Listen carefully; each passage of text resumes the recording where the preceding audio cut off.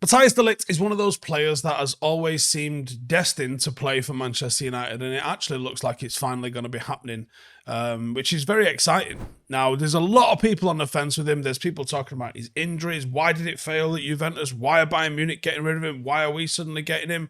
Sometimes the right player and the right club, and it don't work, and sometimes it does work.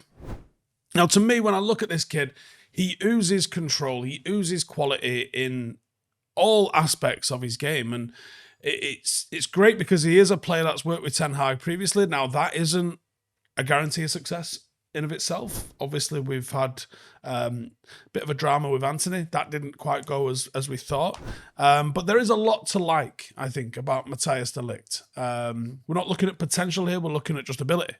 So let's look at those 5 things to expect from Matthijs De Ligt at United. First one is technical ability, and I think the primary reason that De Ligt excites so many people is because of his technical ability. He is very good on the ball. He has the ball-playing ability akin to Lisandro Martinez. It is a traditional Dutch level above technical ability, the sort of thing that you get developing in the Netherlands, and he is one of the finest graduates of Ajax Academy. The combination play that you're going to get between him and Martinez, and potentially even with Onana, it could be even better than what we've had with the Butcher and Varane. It could be that good. And obviously he's got a prior existing relationship with Onana as well. I just think there's a hell of a lot to like about this. And 2, physicality. He is a physical defender. It's his bread and butter in overpowering opponents. He does tend to struggle against someone who just wants to knock it past and go for pace. That's a little bit of a nitpick because he can deal with that. He's hardly Harry Maguire when it comes to that. But all signs point to a quite easy transition to Premier League football. And he's got physicality. You know, he's quite a big lad, actually. He's quite a thick-set lad, as well as having that sort of technical ability. Number 3, this is your replacement for Varane. The club are clearly viewing De Ligt as a direct replacement for Varane in terms of the style of player that he is. And he might not offer the exacting same quantities in terms of defensive cover, but I think he makes up with that, you know, so-called lack of pace with world-class decision-making and anticipation. You don't get through the Ajax Academy and play for Juventus and Bayern Munich if you've got shit decision-making, shit anticipation, or are a shit defender. I don't think he's any of those things. And I think the way this has been written up by some people, I just think he's playing wrong. He's a massive upgrade on what we've currently got at the club. Progression. Now, as a bit of an add-on to that technical ability, De Ligt's progression play on the ball should get you excited. And this isn't just statistically. From the eye test, you look at some of the passes and you go, oh, fantastic. You know, and I know Maguire had quite high progression because United were favouring just having it going to him and then Luke Shaw on that left-hand side. The eye test told you that Maguire wasn't really doing it. That's not the case with De Ligt. The eye test tells you that he can play some bloody good balls to the right foot, to the right person, at the right time, with the right weight on it.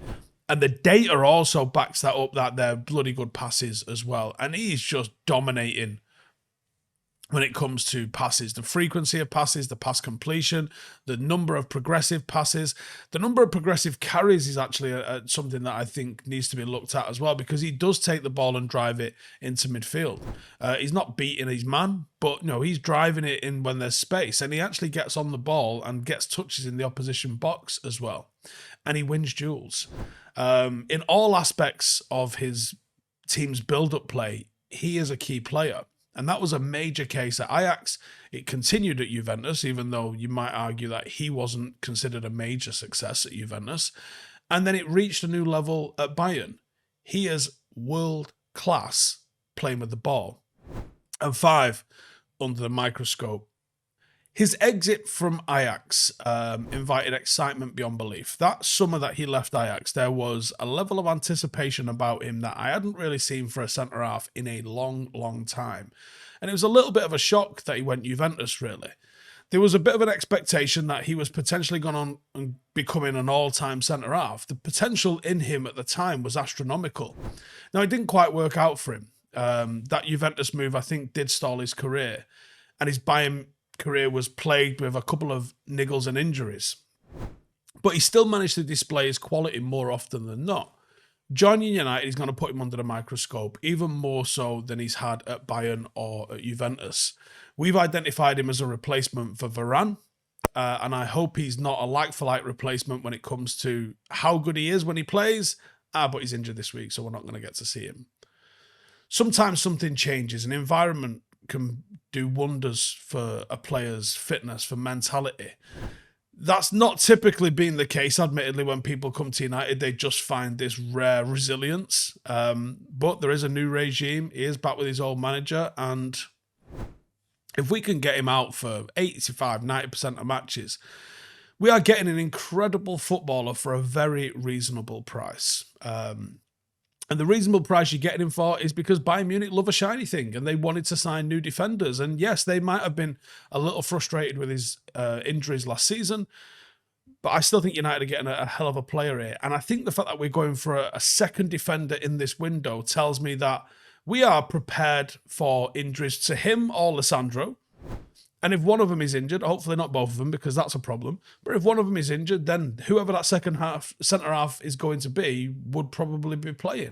You're not seeing a massive drop-off from your first choice to your second choice. And what it allows you to do is have the luxury of, I don't need to rush Lisandro back, because these two are doing fine. Yes, I'd like Lisandro back, but I'd like him back permanent. One of the reasons that United have had so many injuries of late is because they've been getting rushed back from when they have been injured. So if we can change that one aspect at all, that's the sort of thing where I think Ineos, and Brailsford with his marginal gains, I think that's one place not to make marginal gains, but to make leaps and bounds. If you've got a squad that can cope, you don't need to put pressure on players to play when they're not fit. And that is a positive change if United are able to do that. Here's hoping, because I think having a fit De Ligt alongside a fit Lisandro Martinez is a very, very, very, very, very good basis to start as a defensive partnership. A very good basis. But then we need to look at midfield. Just tune in, as always. Make sure to subscribe if you're new. And if you've got any suggestions for players that you want us to have a look at, please feel free to throw them in the comments. Otherwise, thank you guys for tuning in. I'll see you in the next one. Laters. Hey, thank you for watching the video. If you are new around these parts, then don't forget to subscribe. My channel is proudly supported by my community on Patreon. If you'd like to get a little bit of extra content, a Discord group, meetups, five-a-side games, weekly podcasts, behind the scenes, and even an occasional bit of transfer news as and when I get it, then for the price of a pint, you can show your appreciation for the content that we make and get some goodies for doing so as well. Check the link in the description or click the button right here. You'll also find all of my socials here too if you want to follow me on any of those platforms. Nice one.